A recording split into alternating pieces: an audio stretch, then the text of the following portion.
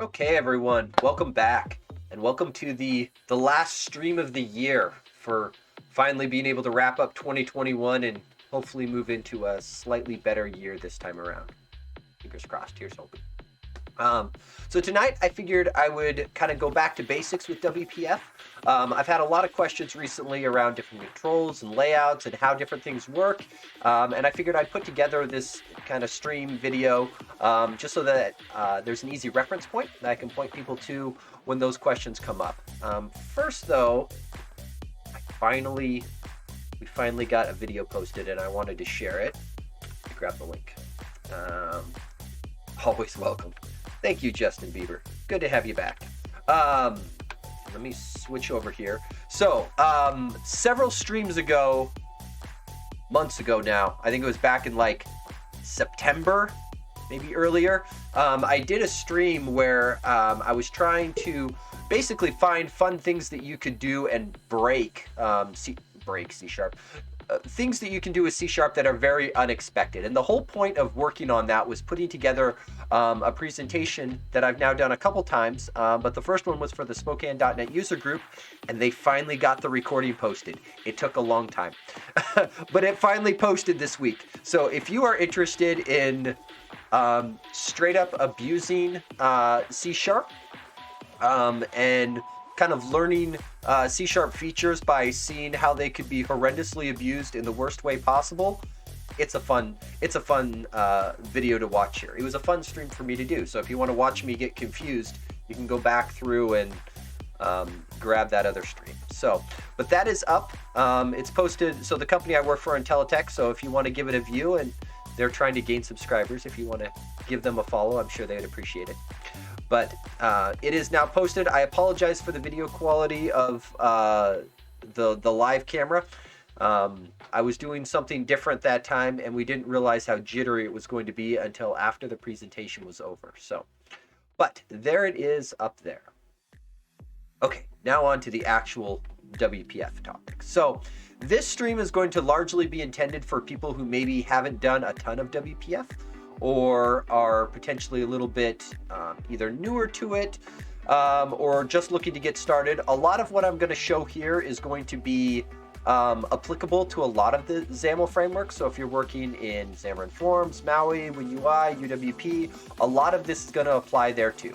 A lot of it's just going to be swap a few names around, but the same basic things will apply.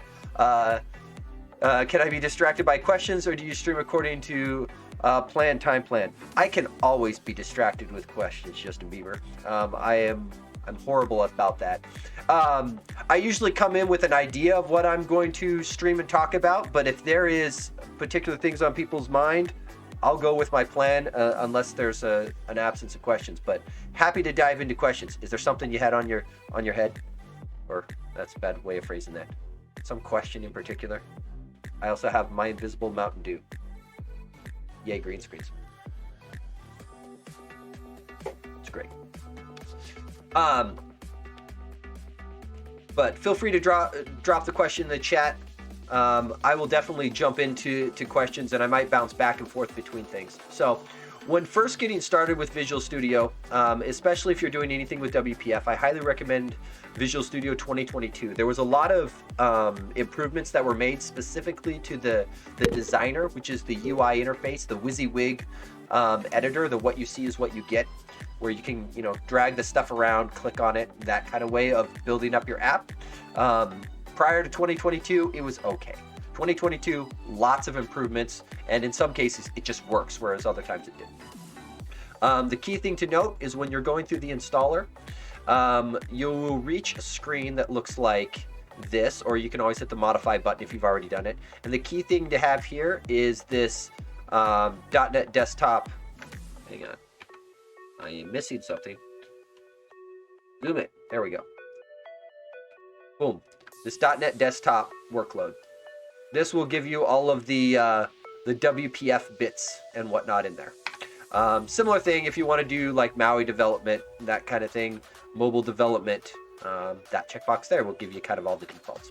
So, but once you have it installed, and you fire at Visual Studio, you'll get a screen kind of like this. Don't panic. My stuff always looks a little off skew because I run with slightly larger fonts. And there's a lot of areas of Visual Studio that just don't handle my font size bumps. So we're going to go in here and we're just going to do new project.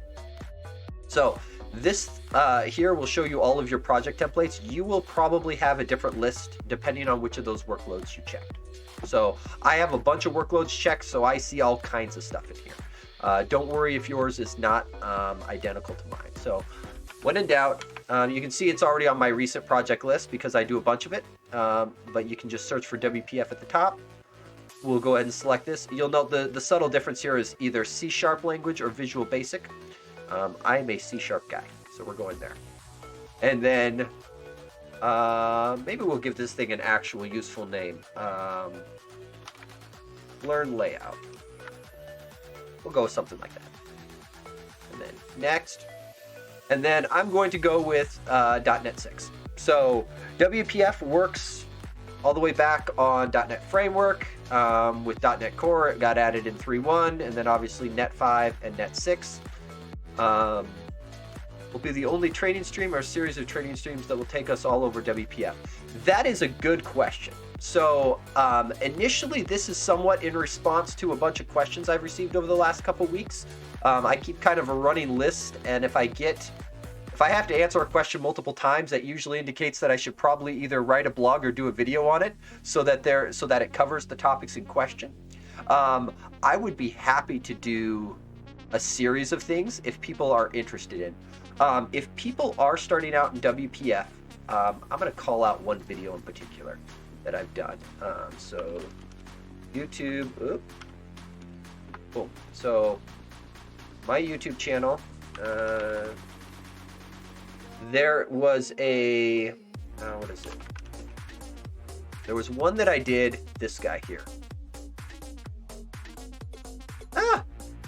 I'm talking.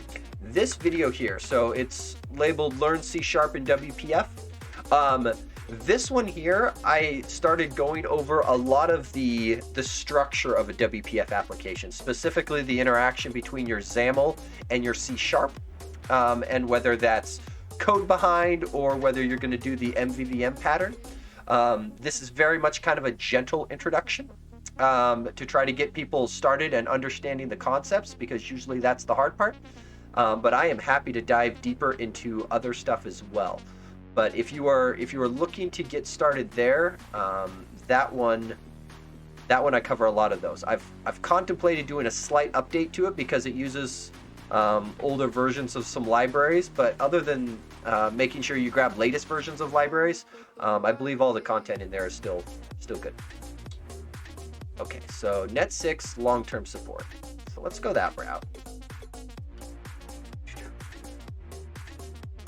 Okay, and let's go here, and we get launched. Okay, and I'm starting this off sort of with the assumption that some people may be fairly new to WPF or C# in general. I've seen people using WPF as a way of kind of learning C# and getting their feet wet, which I think is great. So if some of this seems a little basic, I'm going to kind of go over a few of the IDE things as well, just to make sure. So when people refer to the designer, what they are talking about is this big area along the top. This pretty area where I can see my main window and I can see what my app might look like at runtime. It's important to understand that might, because a designer is not a running application. Your code can do any number of things when it starts, and so the designer has to do its best guess of what your app will probably look like. Most of the time, it does pretty good, but there's no way for it to be perfect. It's not the running application. It can never be the running application. There's things that could affect it. For example, it may look like this and show in English here, but maybe I've added multiple languages. Somebody launches it on a version of Windows that's set up with our language as Spanish. I get something different. So there's all these types of things that could change the way it looks, what those layouts are, that kind of thing. So just keep that in mind. Down below here, you'll note you can see the XAML. A lot of people will just drag this bar all the way to the top and go full XAML and no designer, but you'll note down here at the bottom, I'll just call this out, there's a couple tabs down here where If you do make it full screen, you can toggle back and forth between seeing the XAML versus seeing the designer layout. On the left, and I shouldn't say on the left, if you're on a default Visual Studio install, the Solution Explorer shows up on the right. I cannot stand that. The first thing I do when I fire Visual Studio after a fresh install is I grab this Solution Explorer and I go whoop all the way to the left, because in my opinion, that's where it goes. It goes on the left, always, always, always. That's a Kevin preference. That is not set in stone. And again, you'll note even if you make one of these things full screen, you can still grab the little bar along here and drag it up and down.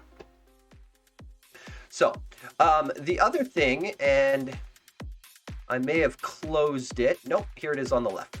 The toolbox. I kind of wanted to call this one out too. So any of these windows, like for example, I'm just going to close the toolbox to show what happens when you lose stuff. So say you're looking for the toolbox. It's not on your UI. You don't know where it is. This little search bar up at the top is your best friend. It searches all the things. It'll find settings. It'll find missing windows. You can hunt through the menu, or you can just type in toolbox. And it'll even helpfully tell you, oh, the toolbox option is under the view menu. How convenient.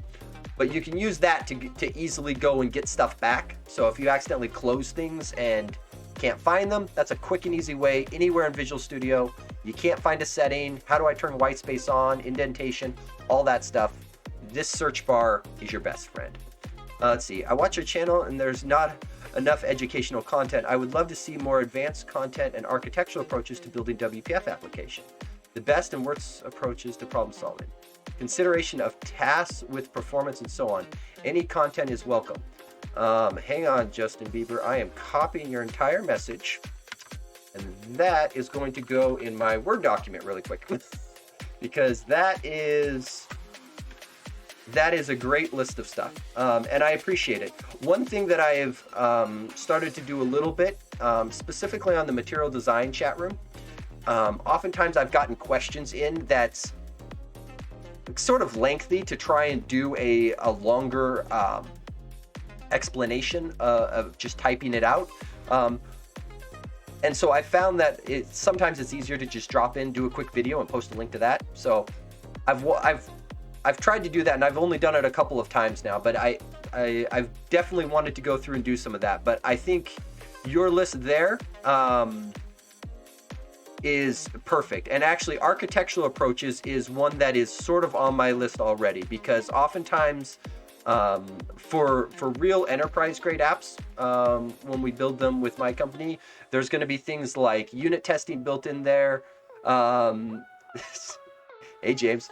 There's going to be unit testing built in there, dependency injection, all of that, of figuring out how to lay that out. I know last week there was somebody in the chat, and we were discussing Prism for a little bit. There are a few libraries out there that try to kind of hint you in that direction, but we can see how that goes.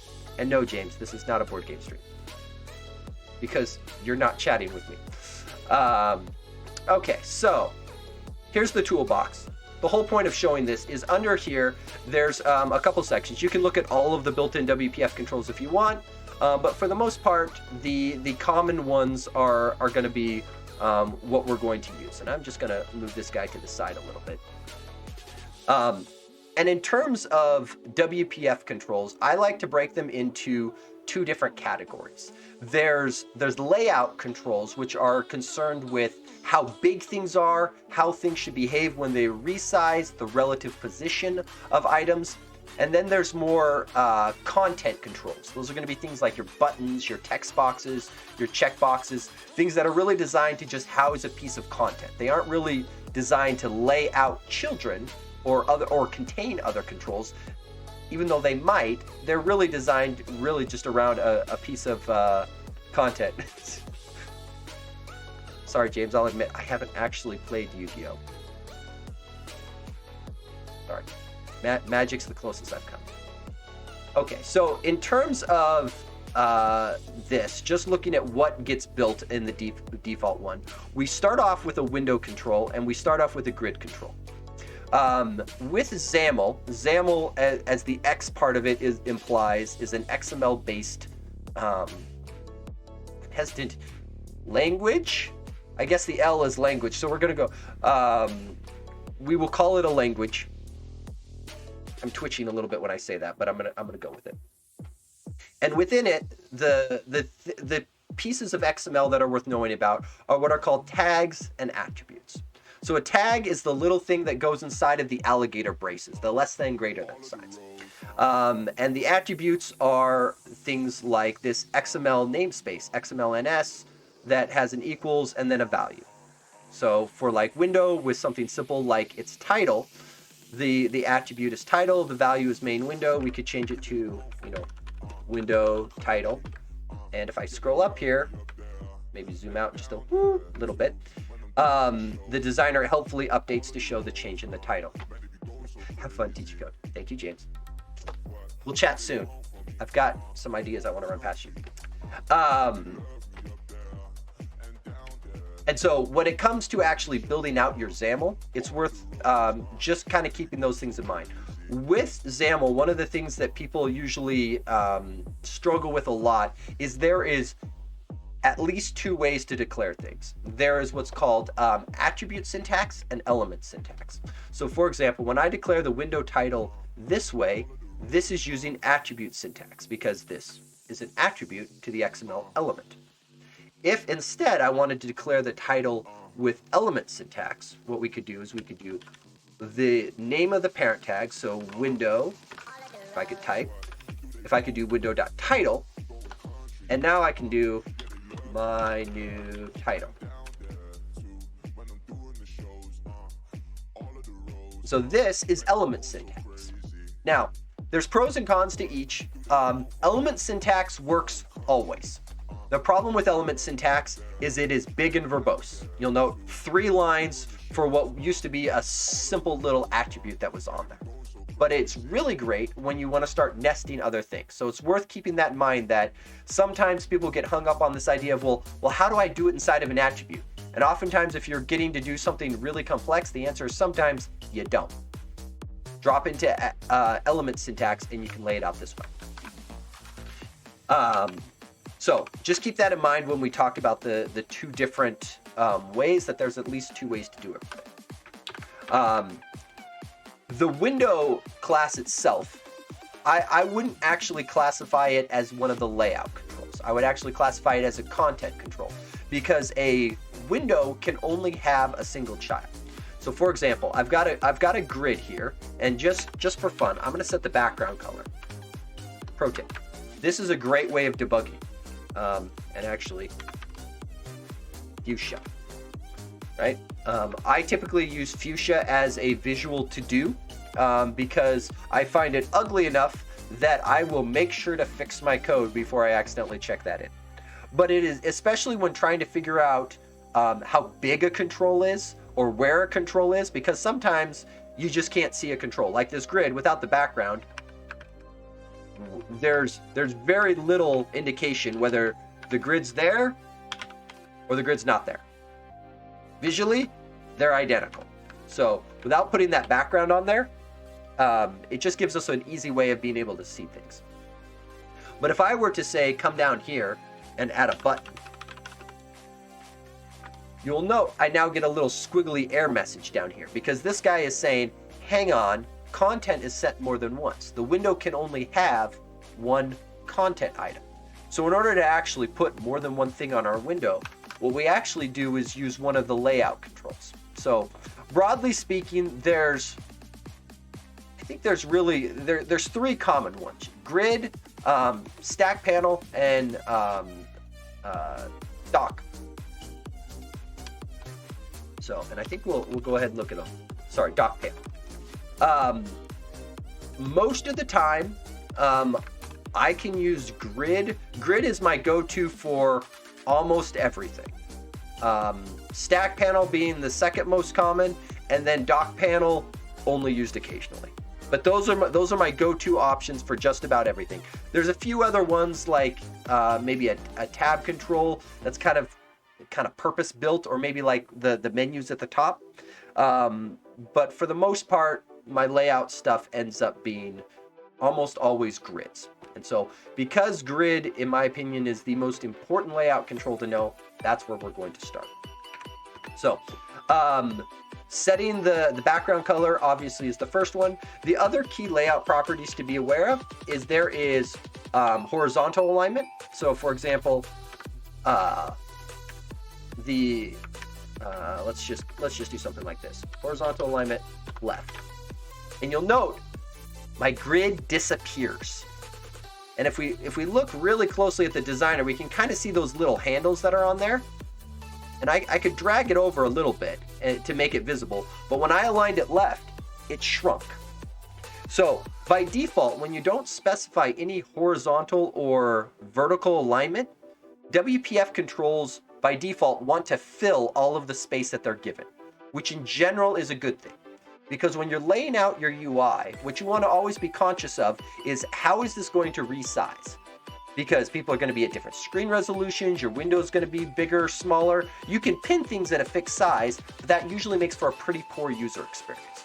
So always trying to think about what things should get bigger, how things should scale or adjust their size as things go bigger or smaller is key to think about.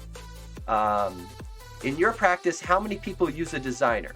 I'm not an example. I don't use it all. I describe everything in code. It seems as not usable in the real world.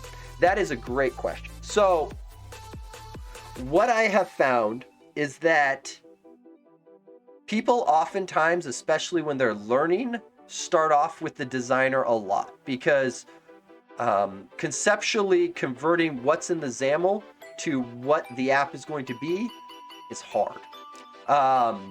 And prior to Visual Studio 2022, I was all XAML all the time.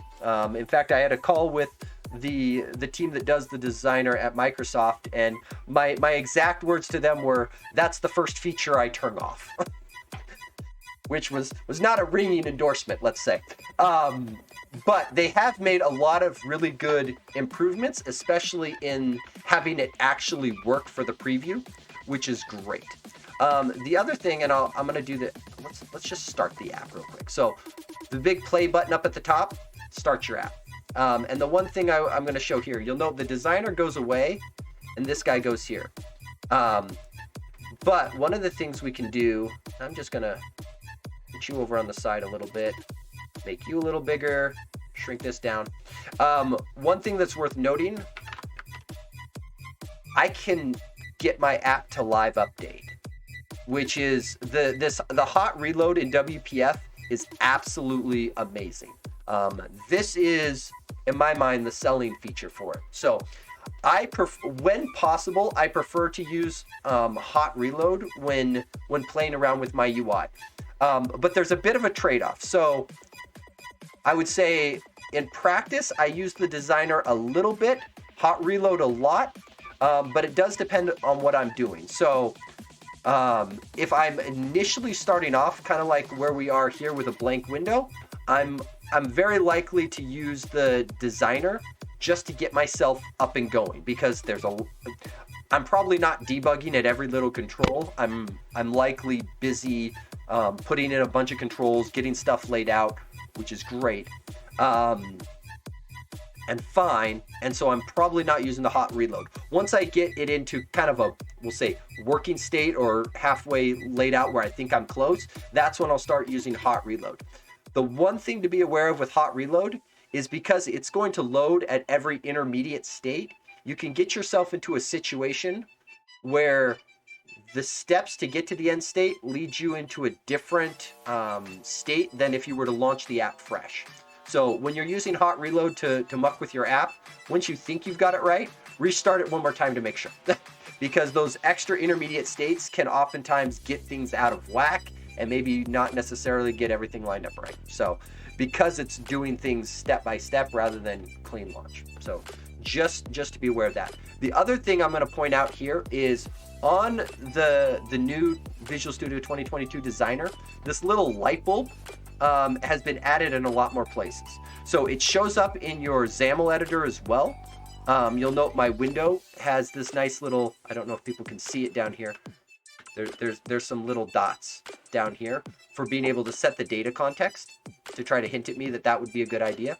But when I select my control up here, you'll note that the light bulb exists up here as well for a lot of common colors. So especially for people who are learning and starting out who may not be familiar with what all of the options are, especially like the alignment options, this can be a very handy way of getting more familiar with it. So you can see here it's left align. If I want to shove it to the right, I can do that. I should back this up so we can actually see it. Or actually, let's just make the window less wide. So 400 there. Now I can zoom in a little more and the window's not as big. But you can get a reasonable layout to be able to see where things should be coming from. And you'll also note it has this little data binding dialog. So I hinted at that other video earlier about the connection to how you would set up your view models for data binding. Once you get to that, this can be a nice, easy way to start figuring your way through bindings, because especially when you set up your data context, there's a lot of useful, helpful stuff. I should also point out that video I linked is Visual Studio 2019, so there's nothing about the new 2022 features in it at all. So maybe I should update it for that. That's probably a good reason. So, but specifically want to call out the horizontal and vertical alignment properties. The other thing that can be quite handy with all of this, and I'm going to get rid of the width. So I mentioned a second ago that the default state for the horizontal and vertical properties is stretch. It wants to fill all of its containing space rather than just being shoved to one side. Oftentimes I'll have people say, well, why is my button so big, right? So if I go and grab my toolbox, I'll do this with the designer. I'm gonna collapse this for now. Let's grab button. If I bring a button on here, you'll note when I drag the button in, it automatically sets some horizontal and vertical alignments for me. So I'm gonna get rid of these. And you'll note my button is now huge. And the reason it's huge is because it's trying to fill all of the space that it's allowed. All of the space except for the margin.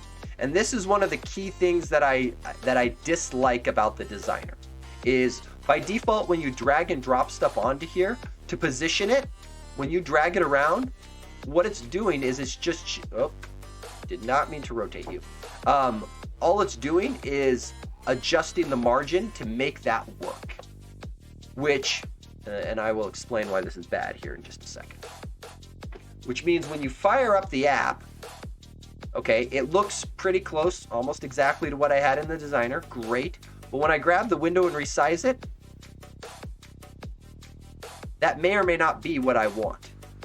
And more importantly, when I start positioning other elements, they're all going to be tied to that margin property, which is probably not a great experience, especially when you want to start getting items lined up. In UI design, oftentimes people will talk about vertical lines in your layout.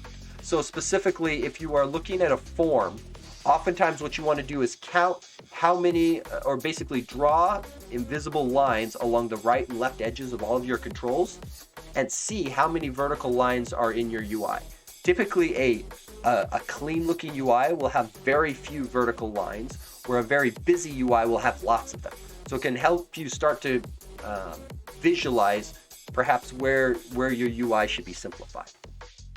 Margin for positioning elements is a pain, and I do not recommend it. Margin is for putting separation between controls, not positioning them. I'll say that again. Margin is putting separation between controls, not positioning them. If you're using margin for positioning, you're setting yourself up for a lot of headaches, especially as your XAML gets bigger. It is not easy to manage. Okay? So I've detoured a little bit. So you'll know I get rid of the margin and now my button fills all of my space. So I'm gonna just comment out my button for a minute. And let's go back to my grid. So horizontal, vertical alignment, great for being able to position things. Margin is great for putting some space around things. Oftentimes, especially if you're laying out items in a window, it's probably not uncommon to come in here and say, you know what, go ahead and give me, let's put a little space around all of my elements around the outer edge of the window you know, I don't want my controls butting all the way up against the edge. I want a little space there. Perfect use of margin, right? This is, oh, get off of there. That looks a lot cleaner in terms of layout. And I'm going to shrink this down here too. This is going to be a tiny window for now, a little bigger. And you'll note this is just initial size, and I'm only doing this so that I can make my screen real estate work nicely. I guess that'll work. Okay. So now the more interesting part with a grid. So as the name implies, a grid is consisted of rows and columns. And so by default, you'll note when we put the button in here, the button just filled the space for the entire grid. So I'm going to put my button back for a moment. But if we have a grid, what we are looking to do is add some rows and columns. So I'm going to once again come up into the designer here, and I'm going to do some column definitions. So I will add a column definition. And you'll note by default, it just does 1 star. So let's add 2 columns. Okay, and then I'm going to come over here, and I'm going to edit my rows, and I will add a row, add a row. So you'll see that it added some row definitions, some column definitions to my grid using element syntax. And you'll see that there's nothing special set on any of these things. And so by default, your grids and rows are going to be set up with what is called star sizing. If you noticed in here when we were editing them, the layout of these columns is set to 1 star. Now 1 star is the default, so we don't actually have to specify it. But if we said, okay, you know, our first column, what we're really looking to do is just kind of have a little, you know, sidebar, or actually let's do rows. Let's pick on the rows real quick, because that's a pretty good example. We'll say our first row, what we really want it to do is, and actually let's put a third one in. Our first row, what we'll say is going to be a menu bar along the top. We don't want a lot of space. We want it just big enough to hold the menu. But right now, because the row is set up as 1 star, each of our rows is getting 1 piece of the pie. So if you were to imagine that the grid is at 100%, each row is getting 33%, because that's the distribution we've done with 1 star. If we were to say instead, take our middle row and say, okay, what I want this to be is, we'll say 2 star. So now this guy has a height of 2 star, and therefore it is getting twice as much space allocated to it as the other 2 rows. And so we can start to size this accordingly. And because this isn't a fixed height, because you can come in here and say, I want this height to be 20. That's a thing you can do. The problem with fixed height is you better always want the thing to be 20. And there are times where fixed heights are okay, but in general, that's a little more rare. Usually what you're going to be using is relative or automatic sizing so that things can scale nicely. Especially if somebody has like their font size increased in their app, hint hint Visual Studio team, right? You want your controls to scale nicely to account for that, rather than just assuming that, 10 pixels is big enough to hold my 14-point font. No one's ever going to make this bigger. That kind of thing.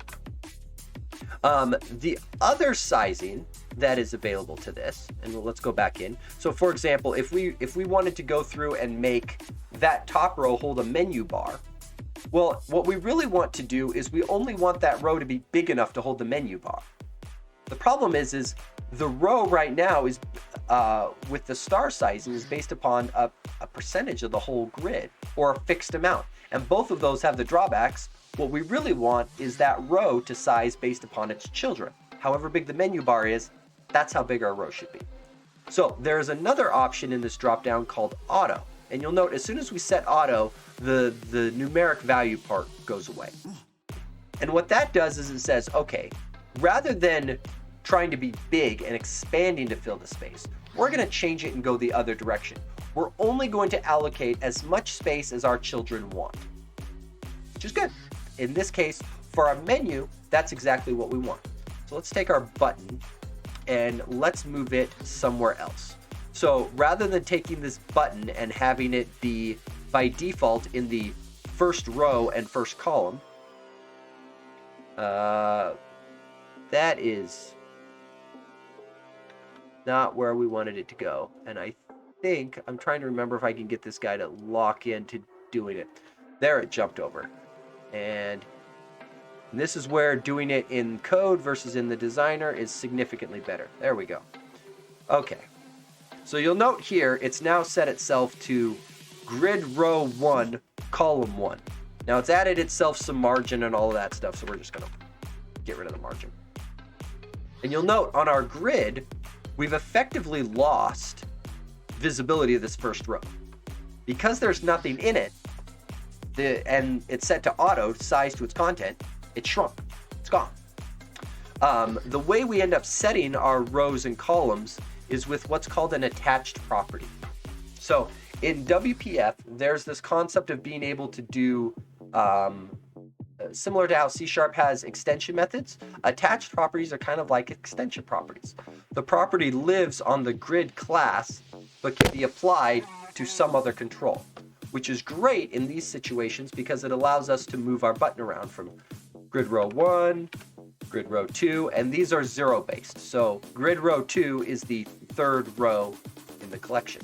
Same with the column. And if these are unspecified, the defaults are 0, which is going to be first column, first row. So let's go ahead and grab us a menu item. So we'll just do a menu. Actually, I'm trying to do this with the designer. Let's see, is menu in the list of common? It probably not. We'll go down here. Give me a menu. Boom. Okay, so I will grab a menu. And inside of my menu, I'm going to close. Menus take menu items. And a menu item has a header. And so we'll do something like file. And then inside of the menu item, we will go menu item, header. I really should do something like exit, and we'll do there. So you'll note something that I've done here, and I've gone through and I've put an underscore in front of the file, and I'm going to launch the app real quick just so it's a little more clear of why I've done this. So you'll see my menu up here at the top, and right now it's being forced just into the first column because we haven't told it anything else. So its row and column is both set to 0 right now. And if I click on file, you'll note there's an exit underneath it. And those underscores that I typed in here are not there. But if I press my Alt key, see if I can do this. Oh, I don't know if I can get it on the fly. Oh, is it going to show it to me? There, I got it. You'll note that the F gets a little underscore under it. So these are called the accessor keys. So if I do Alt F, it'll hit File, Alt X. So Alt F, Alt X, and it clicks on the exit menu.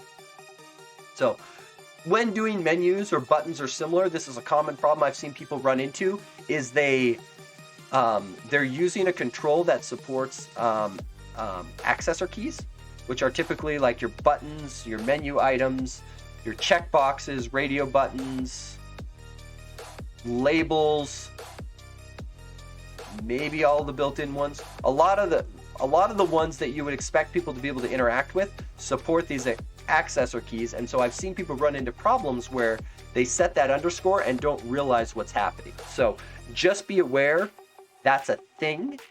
And a lot of controls do support it. So if you're missing your underscores, it's probably being consumed as an accessor key. Okay, so let's fix our menu so that it actually spans all the way across, and we'll go back to the designer mode. So the way we do that is with another attached property, and I'm going to do this down in code this time rather than plain up here. So if I do grid dot, and this is again one of the nice additions to the 2022 XAML editor, is the IntelliSense in your XAML is functional.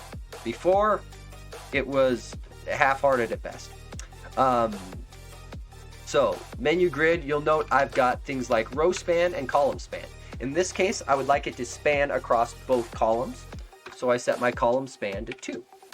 So the span properties, unlike the row and column properties, are 1-based, not 0-based, which kind of makes sense.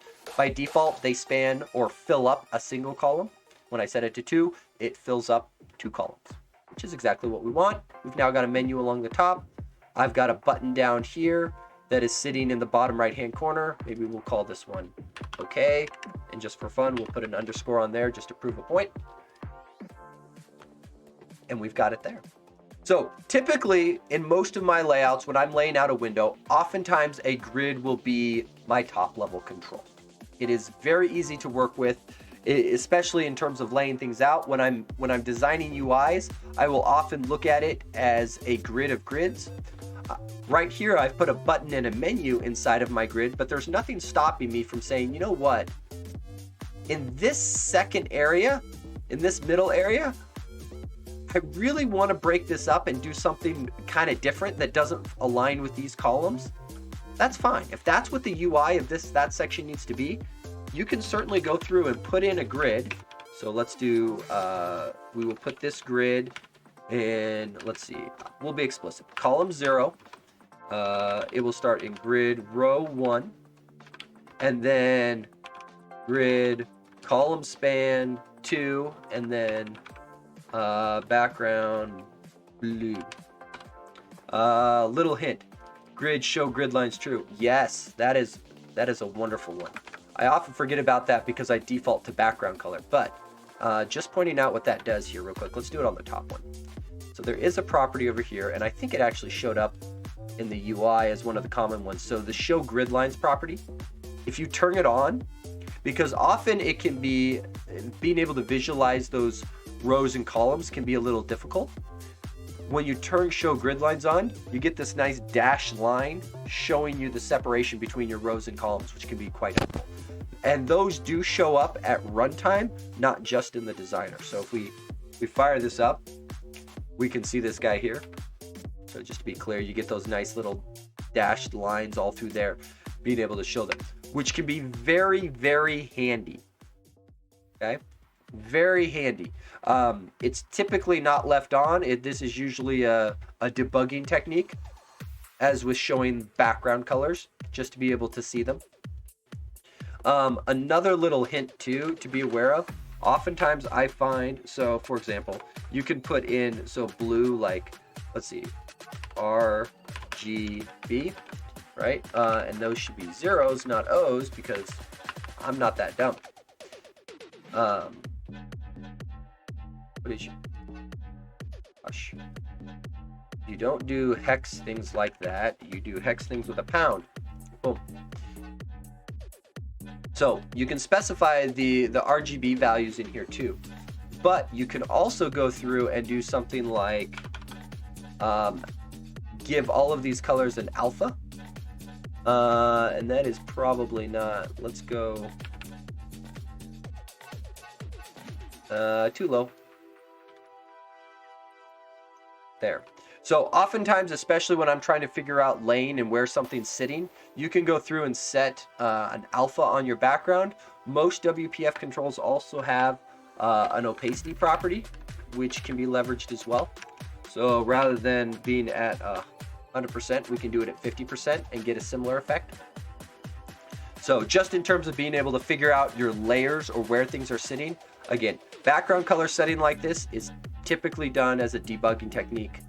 And the opacity is usually used either for debugging or for fade in, fade out effects. We'll reserve that. I've got while I'm plugging my own streams. There's one in here about custom controls. This one.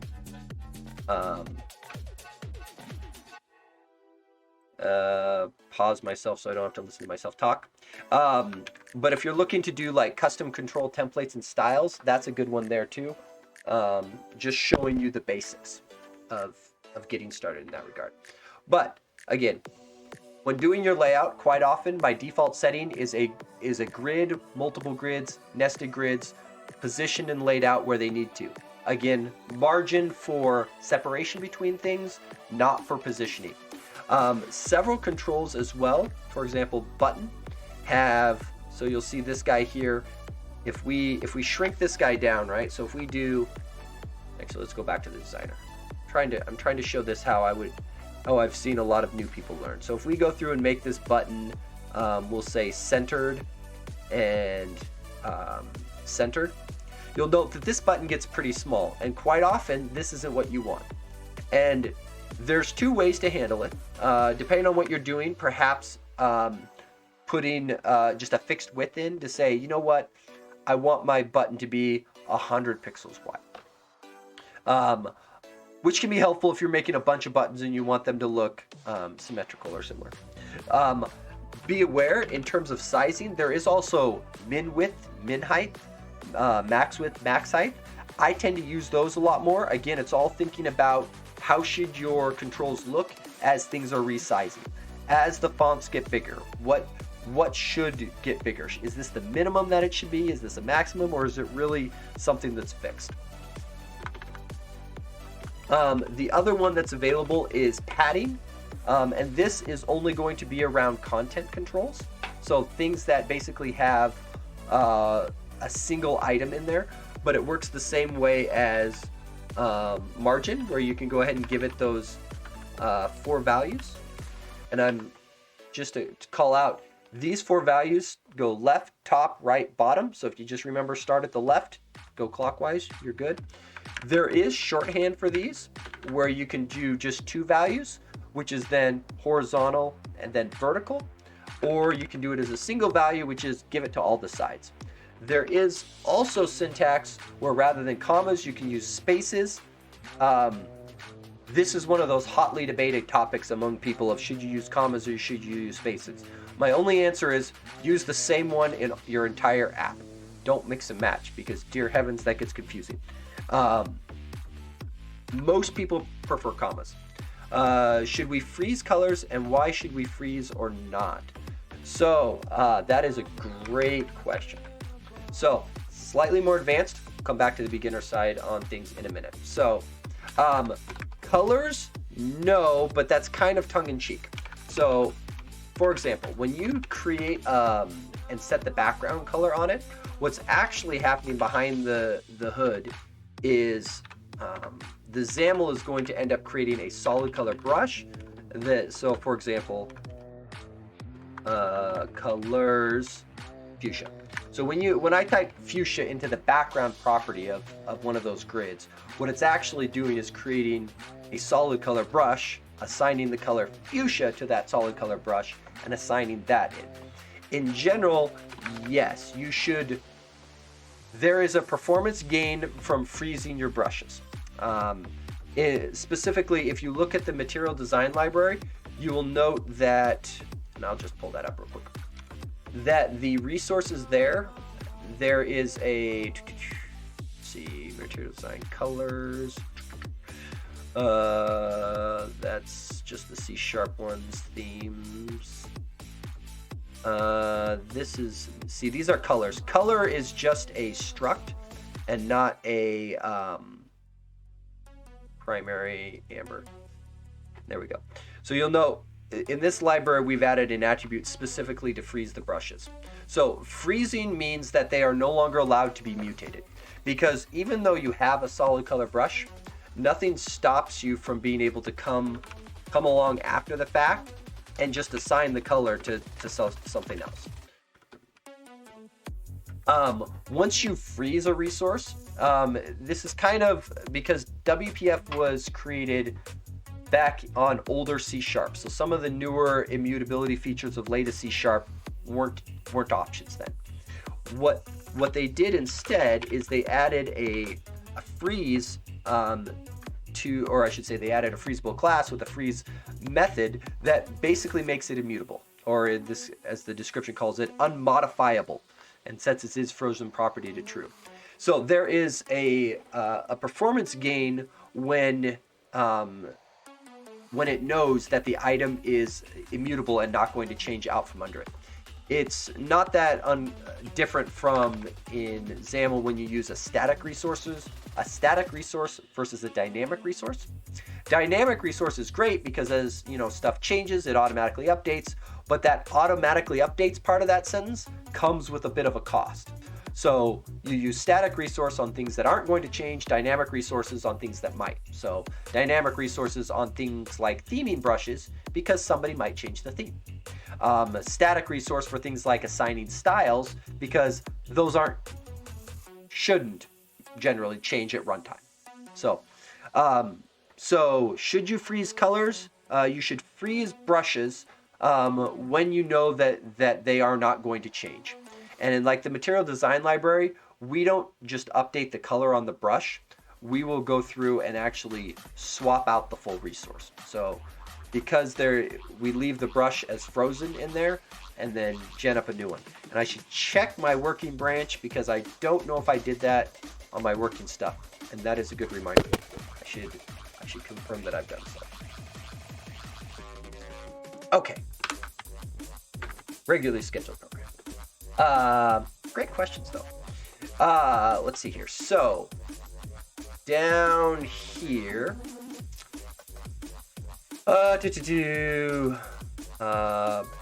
button, menu, grid. Okay, so let's talk about a couple of the other ones.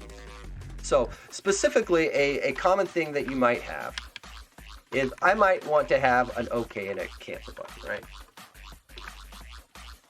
These are two things that exist, and so let's do horizontal alignment left, horizontal alignment right. This is not a great way of doing this. And I could go through and I could put a subgrid or similar, but quite often what will happen is you will have, I don't want to say a list of things, but yeah, a list of things. And I find that I do this a lot with buttons, or maybe I'm putting together a form where it's just kind of the same thing repeated, several times. And I don't need the resizability. Or another case is if you find that in your grid, all of your rows or columns are all set to auto, what's actually easier is a stack panel. So, and I'm going to just take these two guys and whoop,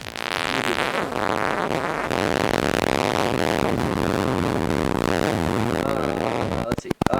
KD, for people who aren't familiar with it, there is a format document. You'll also note if you search for the command up here, it will show you the keystroke for it as well. That's what I'm using to automatically indent. And so what I have done is I have taken two buttons and I have put them inside of a stack panel. And you'll note right now, my buttons have kind of disappeared. And the only reason they've disappeared is because the menu is sitting on top of them, because these guys are both now moved up into grid row 0, column 0. Because setting these properties has no effect on things that aren't inside of a grid. And these things direct parent is a stack panel now, not a grid. So if I take this and put it up here on the stack panel instead, you'll note now they move back down, which is great. I'm gonna take these little guys off. Okay, and you'll note this thing now kind of looks a little weird. Because the stack panel is stacking these things vertically. So let's give this guy a background so we can actually see what he's doing. Let's go with yellow. Yeah, that's ugly enough. Let's see here. If I change the dictionary with frozen colors, will they change at runtime? I may or may not know the answer to a question. I want to leave a question for future viewers. Haha, perfect. No, that is totally fine. So if you change out the dictionary, so for example, if you're going after like the merge dictionaries resource and you just remove it and put in a new one, yes, that will cause a change. You can also change out the things inside of that dictionary, and that will work as well. The only thing you can't do with a frozen resource is change properties directly on it. So on the solid color brush, once it is frozen, and actually we can demonstrate this here, right? So I can go with brush freeze, brush, color, colors, blue. So, and we can show this real quick too. So if I launch this guy up, so I create a new brush, the brush's background color is fuchsia, great. I can change the background color to red, great. I can freeze it. I can now come in here again, and now it throws an exception and crashes. So once you freeze a resource, the only thing you can't do is mutate it. After that, anything that causes the reference or the dictionary's item to change. So if you say take the brush out of the dictionary, put a different one in its place, that will cause a dynamic resource to automatically update. If you take the whole dictionary out and put a new dictionary in its place, that will cause it to update. Worth noting, sometimes with those updates, you want to be a little careful depending on how many things you swap, because there can be a bit of a performance hit. Like in the material design one, when we do a theme swap on a big app with lots of stuff, you can actually notice the hit as all of those dynamic resources update, because that's a lot of stuff changing. So there is some stuff like that as well. The other thing you can do, if your brush is not frozen, is you can actually you can set up a storyboard that actually animates the color from one color to another. So if your brush isn't frozen and you don't change the reference, you can actually animate through from one color into the next, which can have a nice effect. But again, that you lose the performance gains with freezing the brush. Which is better? Depends on your app a little bit. So in general, I would say freeze the brush until you have a reason to need it to mutate it, and then you can look at alternative options. Because it's probably better to have the performance, and then if you need it unfrozen, you'll get an exception. You'll know where it is. Okay, I'm going to comment this out so I don't do something stupid like run my app and forget about it. Okay, so my stack panel is now in the bottom row, right column. It's filling the entire space because that's what I told it to do. And then by default, it stacks items vertically.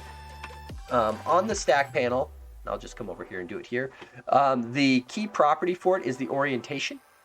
And you can flip it to horizontal. And this is usually the use case where, especially if I'm laying out a set of buttons, where I would use the stack panel, is just lay out horizontally and say, just line the buttons up.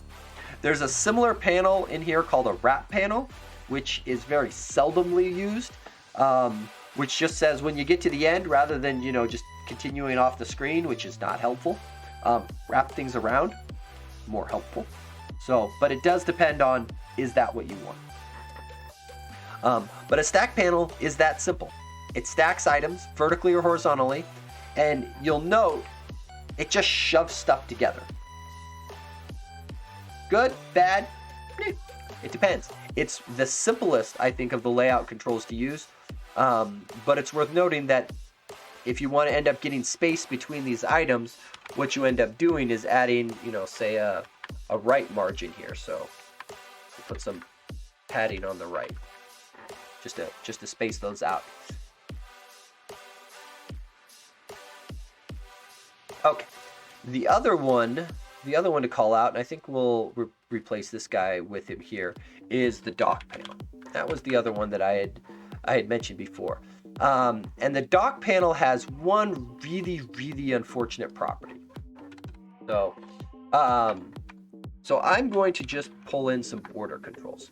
So border controls are your kind of generic box control from some other frameworks. As the name implies, a border has, let's see, can I find there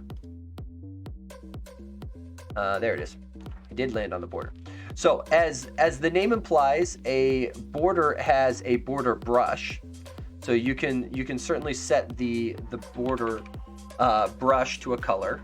So and that is not. So hang on, I'm going to turn off the show grid lines because we're going to be right on those grid lines, and I'd kind of prefer to not show them. And let's make this thing, I don't know, lime, something big and bright. And you'll note I set the border brush and I don't see anything. And the reason is because without any thickness applied to my border, it will not show up. So if I come back over here and look at this guy, you'll note these little numbers over here show you how much thickness should be applied to each side of your border. And so you'll note the border thickness, just like margin and padding, can either take the 4, 2, or single values. Thickness properties follow the same pattern. So if we wanted, 10 all the way around, that works. We can come in here. We can also set up a corner radius. So if we want to round that guy out, give it some nice little pretty rounded corners there, we can set a corner radius. And again, you can set it to apply to all or some, depends on what you're doing. Oftentimes, I like that. It's a little bit cleaner. But because we are inside of a DockPanel, there is a DockPanel dock property. And it has all of the things that you would expect. Left, bottom, right, top. Like I want to dock this thing to the left. It goes there. And you'll note it doesn't do anything. This is the unfortunate part of a DockPanel. Circle back to it. Let's create one more border. Let's change, I'm just going to do a self-closing tag, which is rather than having a separate tag down here, you can just do the slash on the end of the first one. If I take this guy here and let's make him, what ugly color have I not used yet? Red. So you'll note both of these have DockPanel left, but only the red one, or I should say only the lime one, is actually docking to the left. And if I reverse their order, the exact opposite changes. So even though both of these things have the same attached property on here, that's what's happening. What's going on is the DockPanel itself has a property called last child fill. Because if you imagine a DockPanel with things docking to each of the sides, there's technically one more side, the middle, that's left. And so what happens is the last child, so whatever thing is last as his immediate child, that one, rather than docking to a side, will fill by default. Because last child fill defaults to true. That's not what you want. You can do that and then dock stuff around. You can do top, that kind of thing all the way around to figure out how things go. So worth noting. The other thing too, because the next question will be, okay, if I'm docking one to the top, one to the left, how does the corner work? What is that overlap? And the answer is it depends on the order in which you do these things. So you'll note if the top one is declared first, he's the first one to the corner, he wins. If the red one's declared first, or the one on the left is declared first, he gets to the corner first, he wins. So DockPanels can be really great, especially if you're doing like a flyout style layout where something might come across. Worth doing. If I have a lot of panel elements on the page, which is the best performing one to use? Ooh, great question, sort of a trick question. So for WPF, to get the best performance, you should attempt to reduce the amount of XAML you have. So having a lot of nested elements is great for organization, but can also start to kill performance. That's one thing that I will admit I have messed up on the material design library from time to time, is sometimes the control templates add a bunch of XAML into your UI. And when you put a ton of those things on the screen, that starts to slow it down. So there's been times where I've gone through the templates trying to strip things out. So the best performance ones are the ones that aren't there. So in general, rather than being concerned about the performance of each of the layouts, having them omitted is probably the easier path. So rather than nesting grids, if you can unnest them, have more columns and rows on the root level one, that will help. In terms of raw straight performance, the less measuring the controls have to, or the layouts have to do, the better. So from that perspective, there's technically one more layout control out there. I'll just call it out here, Canvas. It does nothing. Everything gets absolutely positioned. So that can be helpful, but usually if you're using a canvas, it's because you're going to either do some manual positioning or fun stuff. I've got one app where we created kind of our own flow diagram type controls, and the container for that is a canvas because I'm manually managing the dragging events and that kind of stuff to move stuff around. So canvas, even though I would put it under my category of a layout control, it does basically no layout. Very performant. Or I should say it only does absolute layout. After that, I think it's probably, see which one would probably do the least. Because so WPF does, and this applies to a lot of the XAML frameworks, it's a two-pass. So when it's figuring out the size of things, it first does a measure pass to figure out how big things want to be, and then a layout pass to assign the sizes to it. So the children basically get to say their minimum and requested size, and then the container gets to say, here's how much you actually get to work with. Now the control may choose to not do that, but it's going to be constrained to what it's been given. Xamarin Forms or Maui, that's really apparent in their APIs, that's the path through it. Most of the time you don't have to deal with it too much with WPF. So, for example, non-standard data grid with mini column rows, grids inside of each for cells. Yeah, so if you have a lot of items on your UI,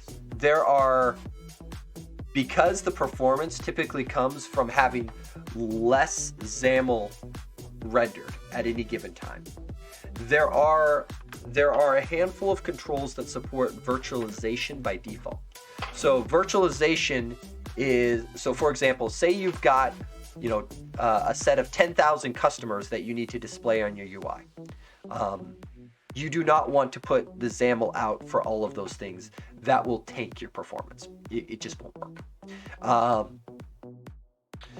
The controls that are built into the box that come with virtualization are going to be combo box, list box, data grid. Don't know. I feel like I'm missing something in here. There's probably something else that also supports virtualization. But each of these controls, so when I was showing the StackPanel, and I typed it in here, you'll note that there's this virtualizing StackPanel. And this guy is actually one of the pieces that is inside of your normal list box that gives it the virtualizing behavior. There's several things that have to be true in order for virtualization to work, but having a virtualizing StackPanel is one of the key pieces for it. And actually, let me grab the docs for that, because that is a good one. WPF virtualization, because oftentimes when people have optimized control performance, this one I believe is the one that has it. Yeah, a list view, tree view, those are the ones I'm forgetting. This guy here calls out. So these bullet points here are the ones that are that can cause UI virtualization to get disabled. So just being aware of that. So if you are looking to lay out a large number of items, making sure that it is inside of a control that has virtualization that hasn't been disabled. So making sure, by default, virtualization will be turned off because the framework wants to try to do the right thing by default. But there's lots of things you can do that accidentally will kill it, which is not good. So be aware of that. But in terms of panel being most performant, I would tell you to go with grid is where I would lean first. And just in terms of, if I'm looking to lay out controls and I want to make sure things are going to be most performant, the first thing I'm going to do is look to eliminate as many as I can. So reduce nesting where possible. And typically, it's hard to reduce nesting of like stuff in a DockPanel I wouldn't necessarily pick if I'm going to have an element that's either DockPanel or grid, I'm probably not going to stress too much about the performance of them. But inside of like say a list item template, I'm very inclined to lean to either a I guess it's not going to make a big difference between a DockPanel or a grid in terms of what it has to do to layout. What's going to matter more in terms of performance will be for like a grid will matter more if it has to keep measuring things. So for example, if I have a grid that has something set to auto, in order to know how big to make this, it now has to interrogate its children. However, if I have a grid that's only using star sizing, it no longer has to interrogate the children to have them report back what they want for their size to be in order to know how big that column or row needs to be. It can use its size to make that determination. So it cuts off how deeply nested it needs to go. So I don't think the actual control type is going to make much of a difference, and it will probably be negligible. Removing them and trying to flatten them up, which is another reason I like grids, because if I run into a performance problem and I can remove a grid by pulling something up, oftentimes pulling something up means removing a nested grid, adding more rows and column definitions into my parent grid, and then setting up some fancy spans so that things still lay out the same way they were before. And so oftentimes I can get away with that. Typically though, outside of being inside of like a data template, it's a little rare to run into the situation where you've got too many elements on the screen. I say that, and I actually know there was one example I ran into. There was an app we were working on, and the company in question was feeding back a lot of data. I actually questioned if the UI was correct, but I was told that the business owner for it that was the UI they wanted. It was basically mocking up some actual terminal stuff that existed in real life. They were making it electronic, and so to make it easier on the users, they wanted it to look very similar to how the real thing looks, so that the knowledge transfer was simple. Okay, fine, I get it. But it meant that there was a whole bunch of little itty bitty text boxes, and SignalR just hammering updates to that thing constantly, as machinery was causing the updates to come through, which is cool. But it did mean that there was quite a bit of a performance hit, because there was a whole bunch of chaining rules of, well, if the user changes this value, this all needs to change. And we did start to see a bit of a performance, especially when somebody would maximize out and be showing, it was like 400 or 500 of those things all on the screen and trying to get those updates. It wasn't huge, and we were able to reduce some of the controls, and it wasn't even about the layout control that was being used. It was more about the text boxes and the individual elements of each of those and what that was actually causing for the performance. So in general, the best advice I could give you for like layout performance, get the layout right, and then worry about the performance. And usually your layout control selection won't be the performance bottleneck. Were there any cases where it was not possible to enable virtualization?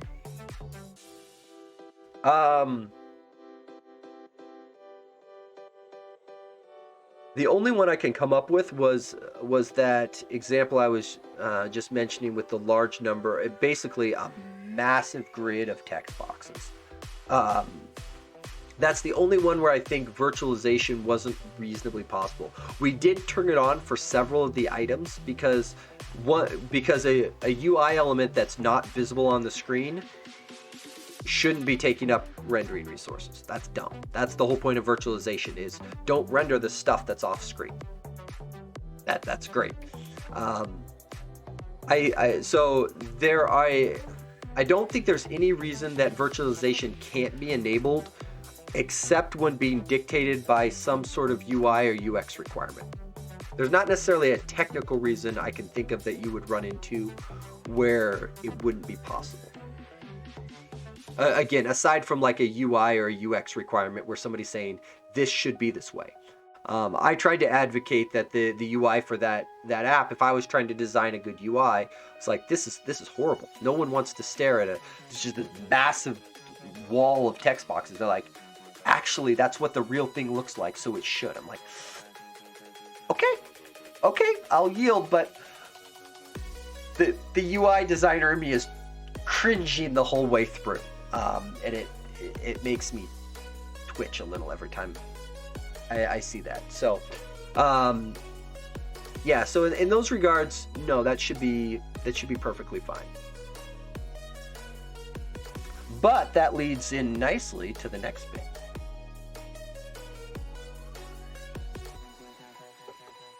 So, in terms of that, let's talk about. So those I think are the layout controls worth knowing about. I think 90% of the time you can get away with just knowing StackPanel and grid, and making liberal use of those. So becoming familiar with doing layouts with rows and columns, and knowing how to do star sizing, and auto sizing and fixed sizing. That is, when I'm building out my apps, that is pretty much all I'm using at all. That will get you by with just about everything. Let's talk about some of the content controls, because these are probably worth noting. So the common controls are all up here. I really question data grid. Okay, so I'll say this and then I'll shut up about it. So I'm gonna turn this off so that last child fills, and then I'm gonna put a data grid in here. So data grid is your, for people unfamiliar with it, this is basically your Excel-like control. It's designed to show a lot of data.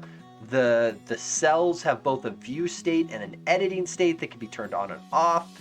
There's sorting, there's resizing of the rows and columns. There is a ton of stuff in here.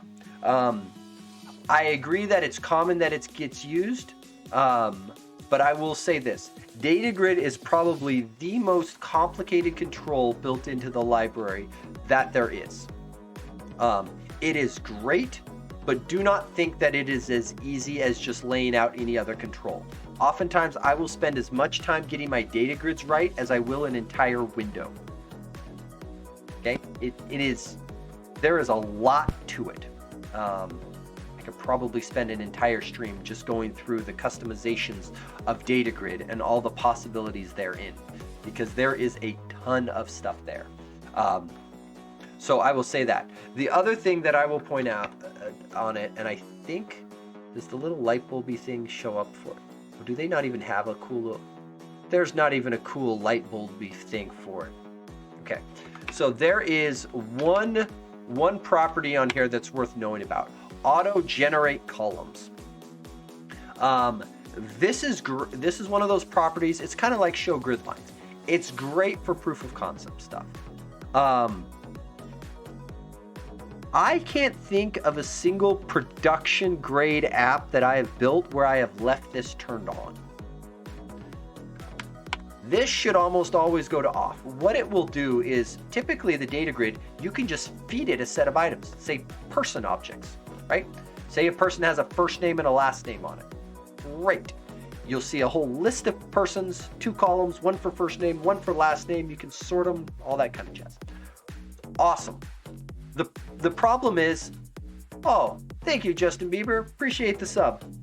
The auto-generate columns, the headers will be based around the property names. The big issue I have with that is that the property names of your C# objects should be meant for code. They should not be UI elements that the user is concerned with. There really should be that separation between what makes sense to the developer and what makes sense to the end user. No problem. Which is my big beef with auto-generate columns being true. So the first thing I do with data grid is just turn the stuff off, because yuck. So just be aware that if you go to use the data grid, it is complex. Expect to spend as much time on it as your entire window. or laying out an entire window worth of UI, because it is that intense, and to be aware of it.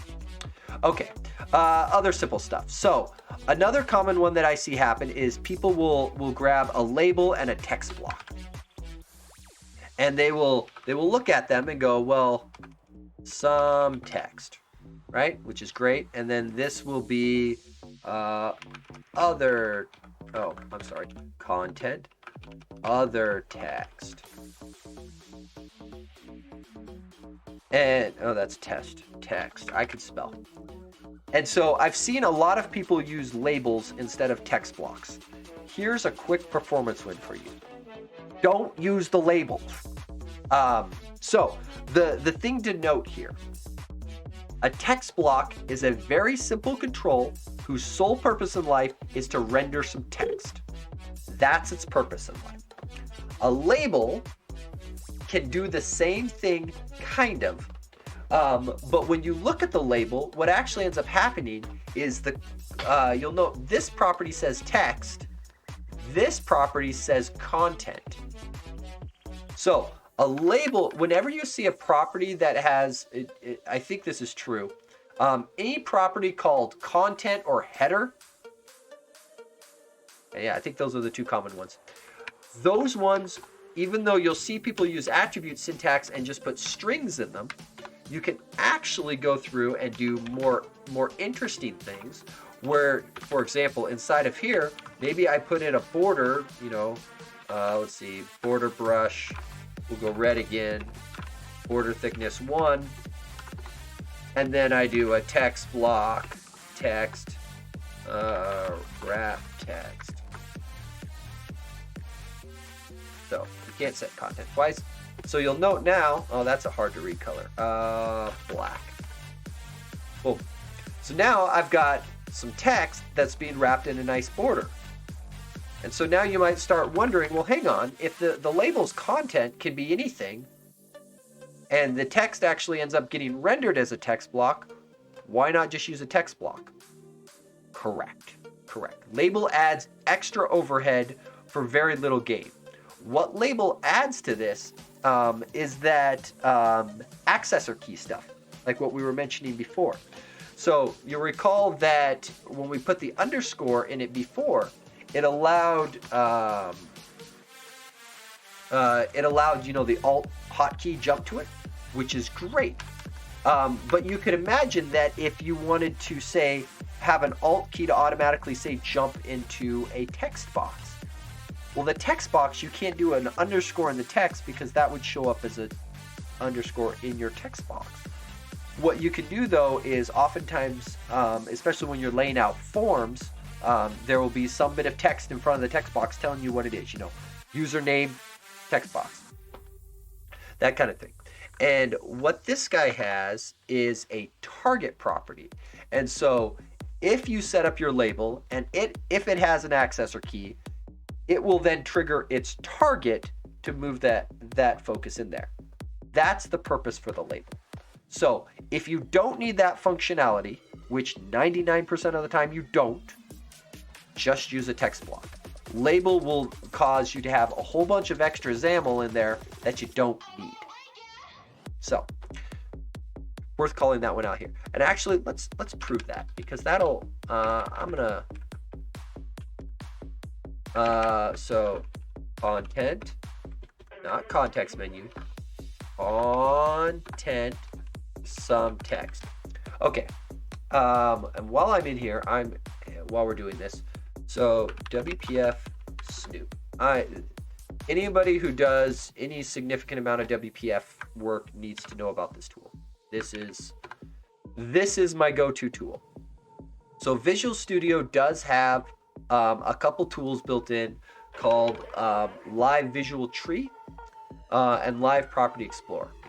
And I will show it really quick, and then I will close it. So, my breakpoint's still there. Go. Quit opening on that screen.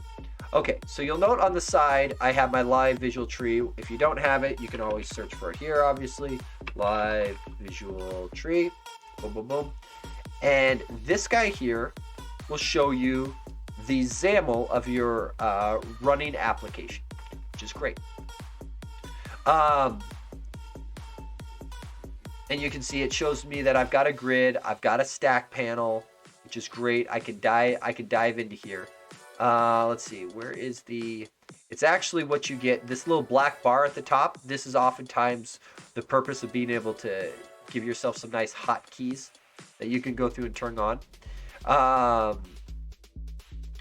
And you can get binding failures, that kind of thing. So the usefulness of this, I usually restrict to this binding failures. I don't think I'm actually covering it today, but the previous video about the learning WPF stuff and data binding, this window can help you track down those issues.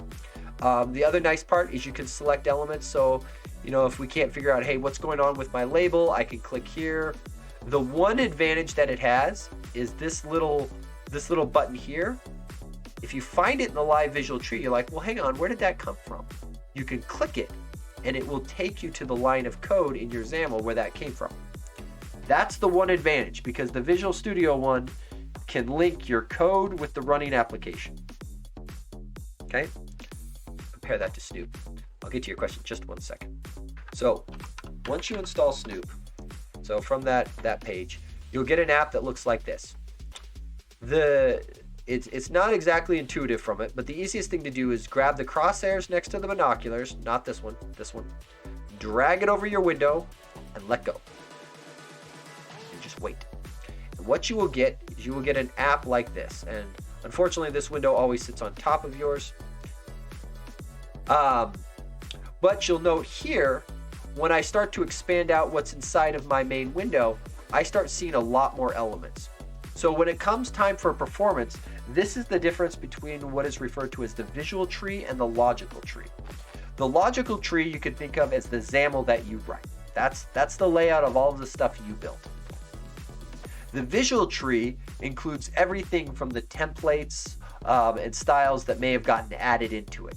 So for example, we wrote window grid, but in fact, there's inside of the window, there's a border, an adorner decorator, a content presenter, and now we get to the grid. These extra elements are coming from the Windows template. And so when you're interested in performance, analyzing the visual tree, I find to often be more indicative of where the performance problems are, especially if you start finding really deep nesting or lots of extra elements there. That's what's probably killing your perf. Okay, so real quick. Our label is used in real world.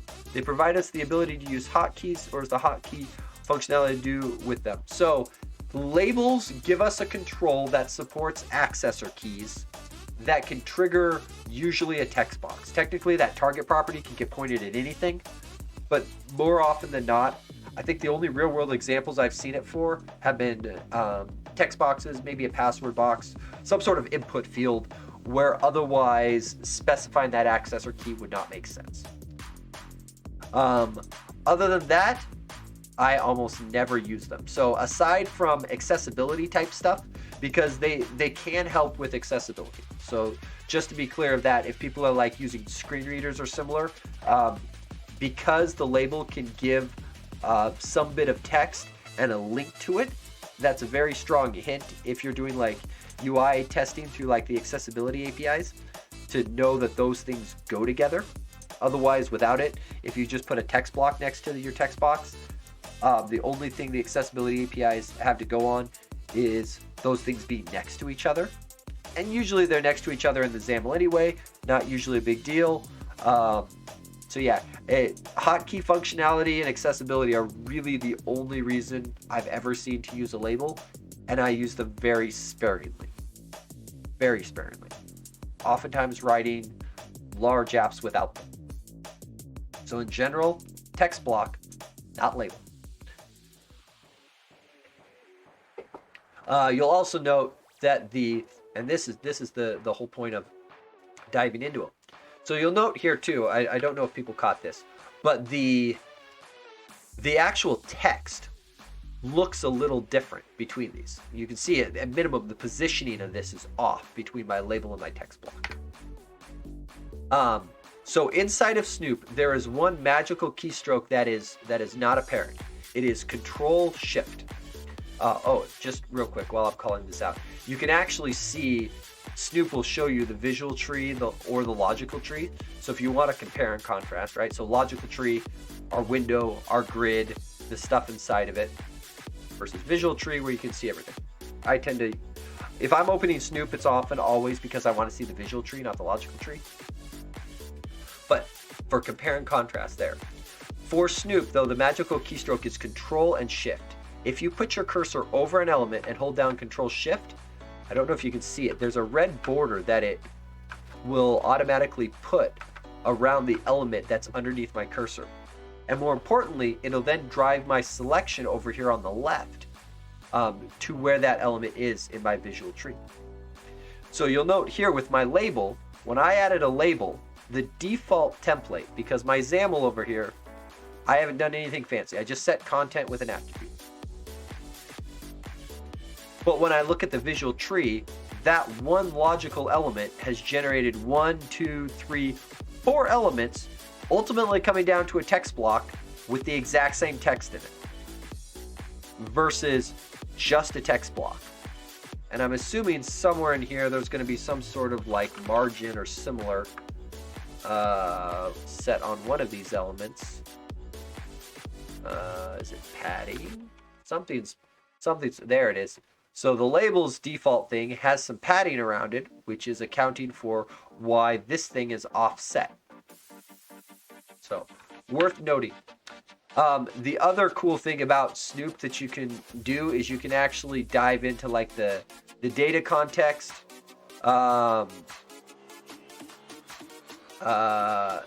If there was one there, you can actually trigger methods, events, that kind of thing. Yeah, so Keith's comment there, labels used to label other controls like a text box to set its target. Yeah, that is the only intent. If you have, maybe I'll put the guidance this way. If you have a label and you aren't setting the target property on it, you probably don't need it. Because a label without a target is just using up space where you probably wanted a text block. That I think that's probably the easier way to say it. Okay, so there's those guys. Let's jump back here. Let's look at a couple other ones. I kind of already showed button. One thing I will show here, especially for people who are getting started, use XAML. Oh boy. I should warn you, Chaos. I love my WPF and XAML. I find it to be a very elegant way. Good if you're good at it, bad if you're not. That I can agree with. I will say this. I do a lot of training for people on XAML related technologies. I oftentimes tell people that XAML has a very steep learning curve. I think it's worth it to learn, but I'm not under any disillusionment that it makes it easier by any means. It is, having an XML-based layout feels nice. In my opinion, it looks really nice. Similar to like a lot of web developers, have kind of gotten used to, the XML-based feel of HTML stuff, laying things out. And obviously there's tons of web frameworks all opinionated about how you should do your UI. But for a lot of the desktop ones, XAML's been the go-to language because it feels nice laying it out. For people doing Maui or even Xamarin Forms with the comment library, there has been a little bit of a push for people wanting to lay out their UI with C#, and they've added some APIs to try to make that feel more fluid and nicer. I just have a hard time doing that when things start getting complex. Having this kind of layout, and it's definitely biased. I've spent a lot more time in this, so there's huge bias there. But I find being able to reason about my UI in this manner of this kind of hierarchical structure makes it make a lot more sense to me. So, but I have seen some examples with like the C# UI stuff in Maui where they make it look really easy. And I've wanted to find an example of like a large real world application that does it. I'd really love it if somebody would write the same app using XAML and the C# APIs and compare, because I think there are some use cases where the C# can make it look a lot easier. Like some of the binding stuff that they do makes the syntax really easy. And I sometimes feel like people's demos tend into that side where it's like, look how easy this one thing is. It's like, great. But how does the whole app feel? Like, if I'm going to give up everything for that, it's a harder sell. Okay. The other one, so we've kind of already done button, and I will point this out. For buttons specifically, a lot of controls, especially in the designer, you can double click and it will automatically register a event handler for it. Now, the video I linked previously, and I can drop that again. I will, assuming I can remember where my own YouTube channel is. What is it? I think it was, that's getting is spelled with a G. This one, I can't even remember I'm glad, audio. I'm glad YouTube knows what I mean even when I don't. This one here, I go through the basics of the MVVM pattern. It's worth calling out. There's a very strong push that if you are doing XAML-based stuff with WPF or similar, MVVM is the way to go. There is a very strong push, and you will find a lot of people online with very strong biases towards it, myself included. However, I just mentioned that XAML already has a steep learning curve. MVVM does not lower that curve. It's another learning curve on top of it. So, however, there are a handful of things that it makes much simpler. Specifically list of things and keeping your UI in sync and up to date. It is amazing for that. Because you can separate out sort of the logic behind things of how it should work versus how it should look, which is great. It also makes things like unit testing possible, which is awesome.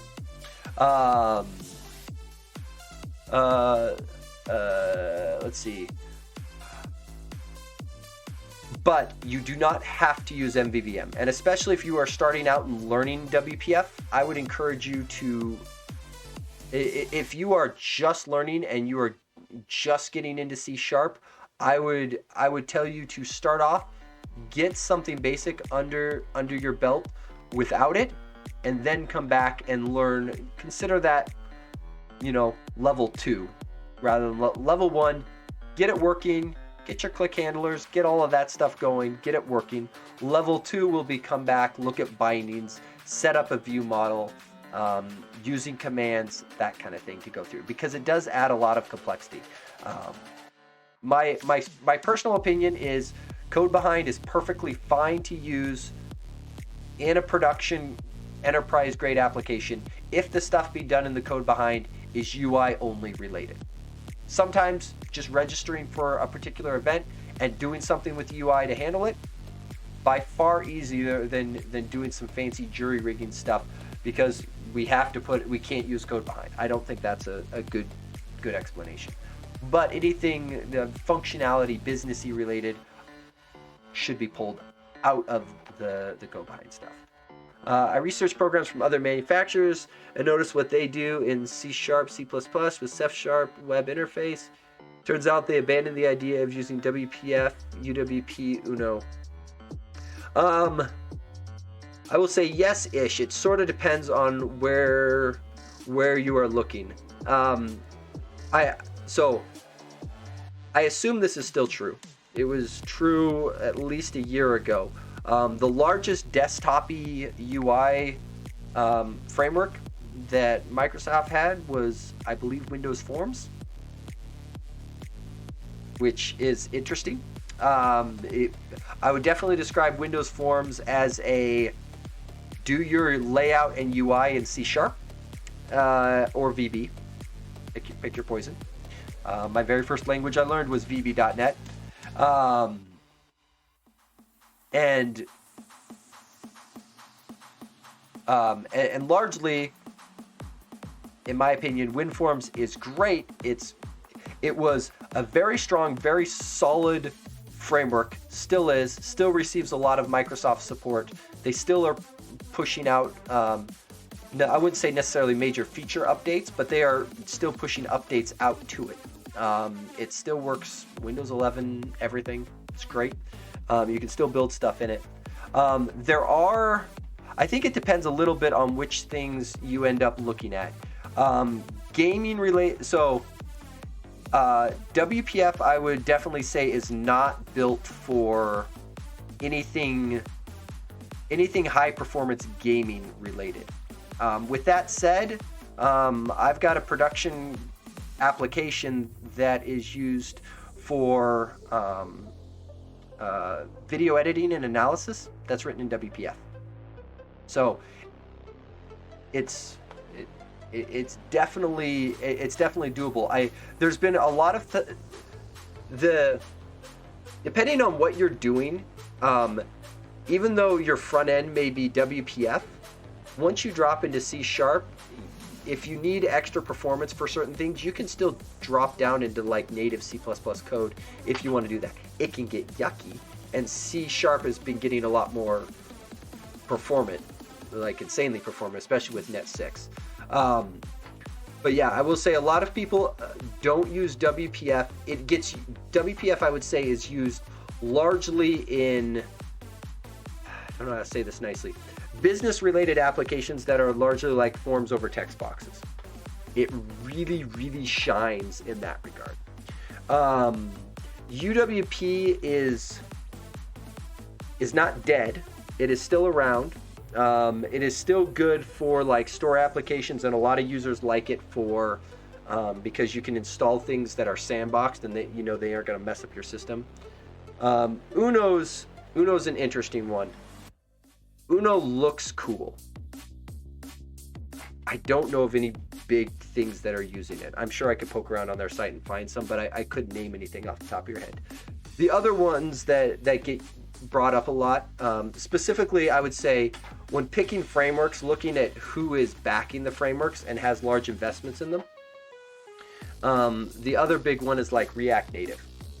Microsoft has a sizable investment of stuff in React Native desktop apps, so that one will not be going away. And I think I showed last time too, even parts of Visual Studio are still WPF. So WPF is not dead. It's just it's not always the best option.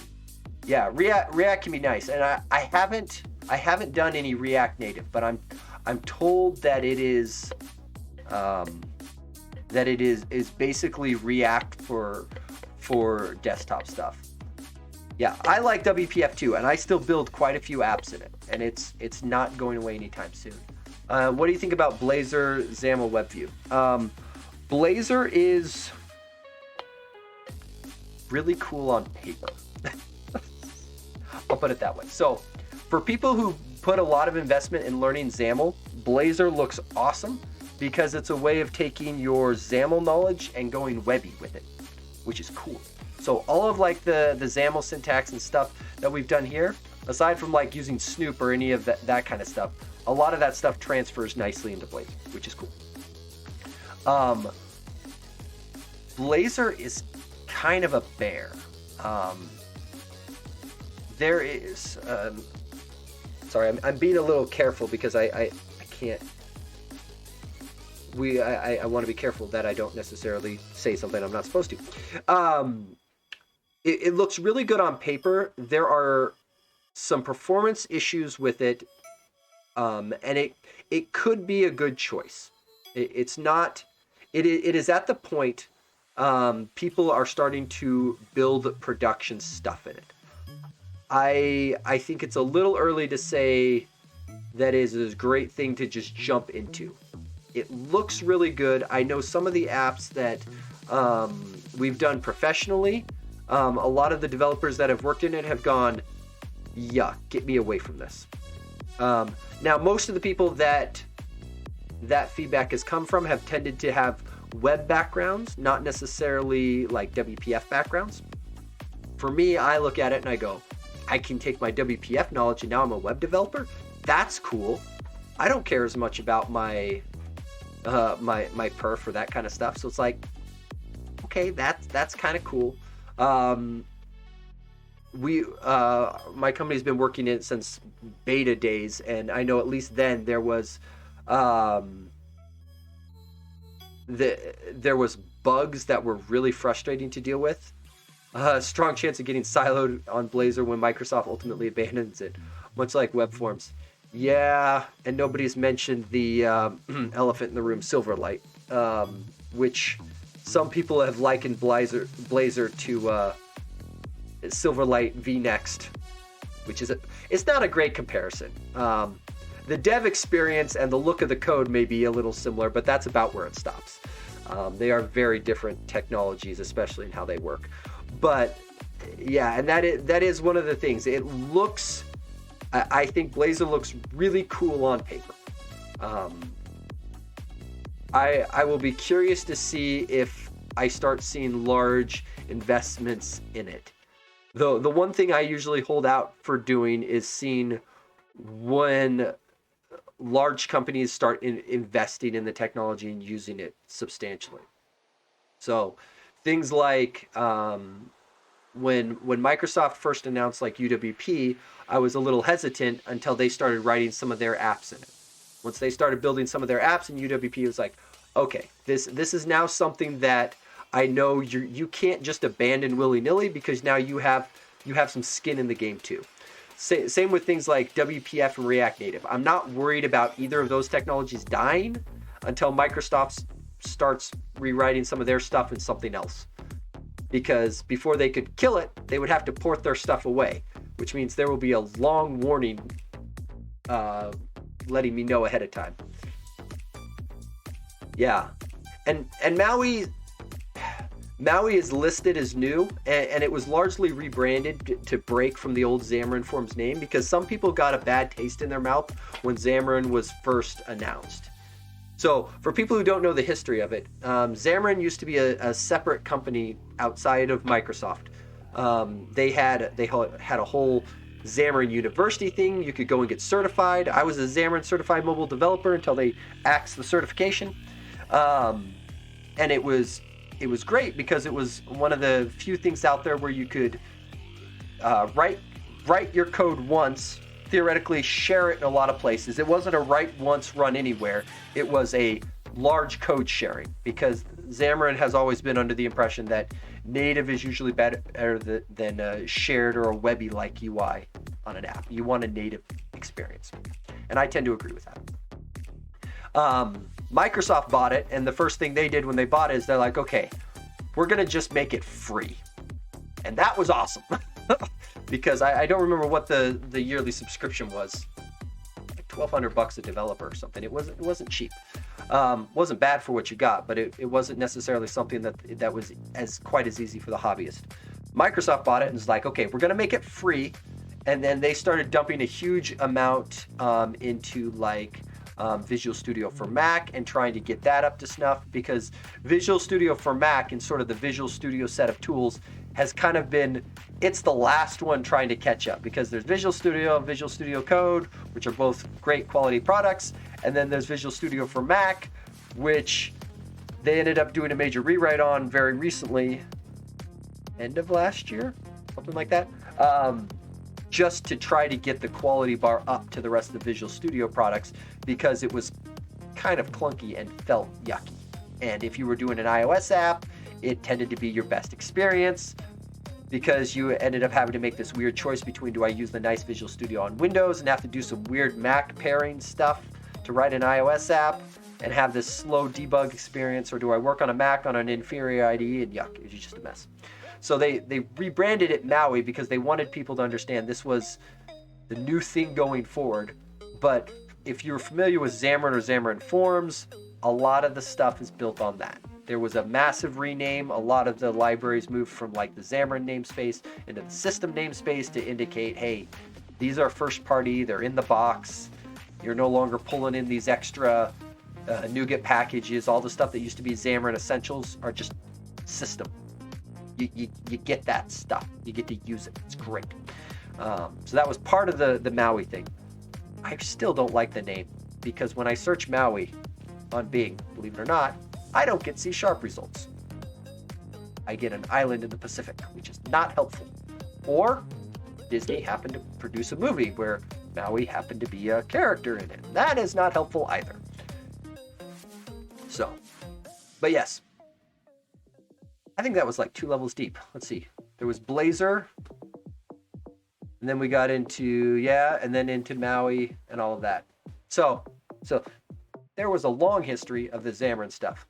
I live on an island which was fished up by Maui.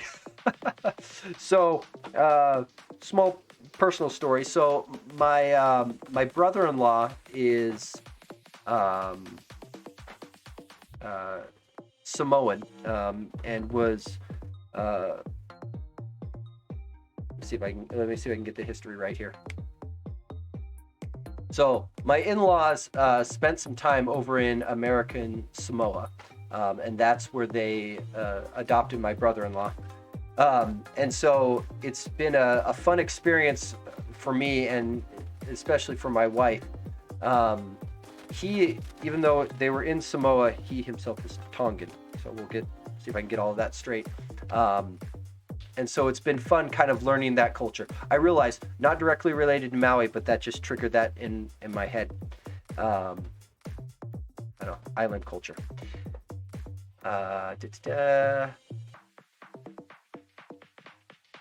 Okay, where was I going? There was one more thing I wanted to cover in here. I got so distracted. Okay, so one thing that I wanted to call out, especially in this WPF stuff, was controls like list box. So there are, nope, not where we're going. Polynesians all have similar mythology. That I have learned. That I definitely have learned. So in WPF, there are a bunch of, I'll call them collection controls. They display a bunch of things. There's list box, list view, data grid, to some degree combo box, there's items control. They all kind of have a similar pattern. And this is one of those areas where the MVVM style makes this easy. And especially if you start hunting around online, this is where you'll start finding the MVVM purists come out of the woodwork like crazy. Because they will go through and start talking data templates and all of that stuff, which is fine. You can, however, inside of these things, simply just put list box items. Let's see. This is content. So just like I had mentioned before with all of the content controls, let's see, item 1. Let's see, 2, 3, 4, right? Just like with the other label content, this doesn't have to take a string. You can put arbitrary content. This is one of those cases where, especially if you're concerned about performance, if you start putting large amounts of controls inside of each of these list box items, that can scale out and be a performance problem. And that's also an area we're keeping an eye on, making sure that you don't trigger one of those conditions that kills one of these conditions that kills virtualization. That would be bad, especially if you start 4 items isn't going to be a problem. A few hundred items, probably not an issue. A few thousand items, you're going to notice it. 10,000 plus, you want to make sure virtualization's on. Or your app is going to crawl. So, but laying out these items inside of here, much easier. All of these things have like selection changed and similar. Be aware when you're looking at a lot of these controls that there is a strong sense in WPF that things should be using bindings and that kind of thing. So if something seems awkward to use in code behind, that's probably why. But in terms of simple controls, even though this thing can have multiple children, I still group these things under what I call the content-y controls, even though They might have multiple children. They're all designed around showing some bit of content. Usually an array, a list of things. That's their content, even though, you know, each of those list items may get big and work from there.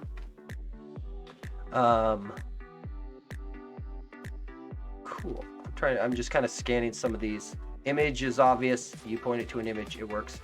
Radio button should hopefully be obvious. It looks like a radio button. Same with checkbox. It's checkable, that kind of thing. Cool. I think I may stop there in terms of content.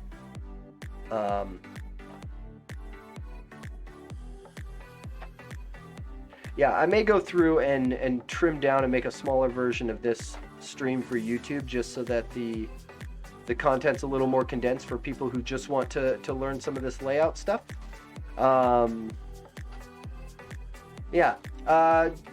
Just to sum up, grids and stack panels are your friends for layout. Keep an eye on making sure you understand the difference between auto and star sizing for the column and row definitions. The designer is not evil in Visual Studio 2022, so that's a good thing. Be aware of the attached properties for actually positioning your elements. As cool as it is to drag items around in the designer, I recommend looking at what the designer generates and then cleaning it up, because it makes a mess. Makes an ugly mess. Don't use margin for positioning. It's for spacing, despite what the designer may try to do to you. And if you see the light bulb, click it.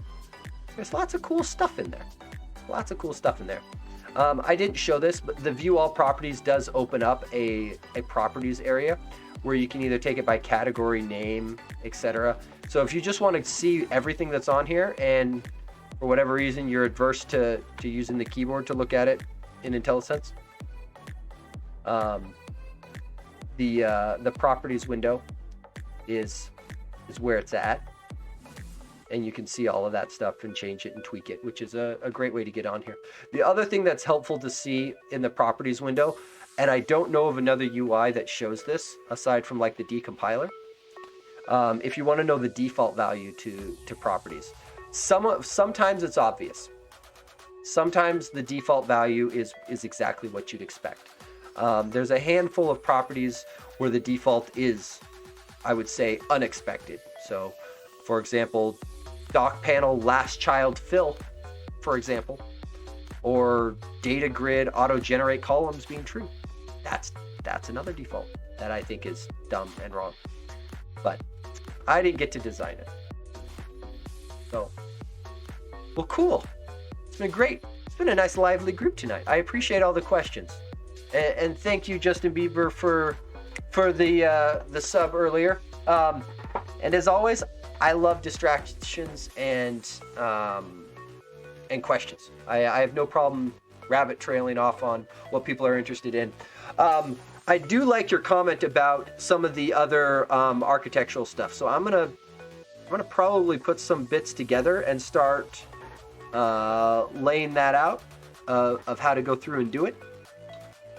Because I think there's some training I'm actually supposed to be doing for work for some people around like dependency injection and similar, and that will I'll probably put a WPF flare on it and do a similar thing as a video as well. So especially in terms of architectural approaches for how to structure an app and building things out like that, I'll probably go that route, because I think that will be the most interesting to people. It'll definitely be more advanced with an assumption that people have already done some WPF, have already done some C#, and go from there. So with that, I think I am going to try and check out at close to my 2-hour mark this time. Happy New Year to everyone. Let's see, I can go like this. Happy New Year to everyone. Hopefully this year has not been too bad for you, and with any luck, next year will be much better. So thank you for coming in and hanging out. Until next time, happy coding. See you next time.